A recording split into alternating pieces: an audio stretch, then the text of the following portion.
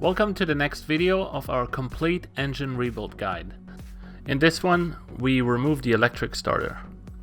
In today's video, we will take a look at what tools we need to complete this job, a step-by-step guide on how to complete it, and in the end, we will do a hardware roundup to make sure that we do not lose any of our precious hardware. To make following the content easier, you can pause this video at any moment. That said, let's take a look at what tools we need. For this job, you need a ratchet driver and a 13mm socket. With our tools ready, let's take a look at the step-by-step guide on how to get this job done.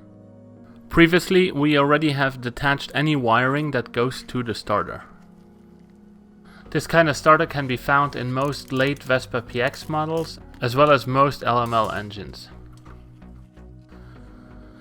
Now loosen and remove the 3 nuts that are holding the starter.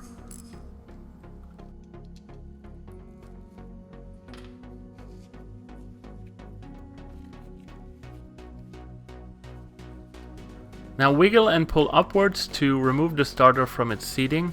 There's not much space, so give it a good wiggle. Even amongst LML engines there are differences. Keep an eye out for extra fixtures. Before we put away the hardware, let's make sure we have everything.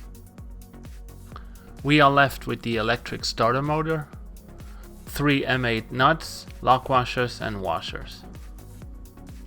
Thank you for watching. Click here to get to the next video in this series. Don't forget to comment, subscribe, all that good stuff. And if you like this, you can support us on Patreon. The link is in the description down below. Thank you for watching, and I'll see you in the next video.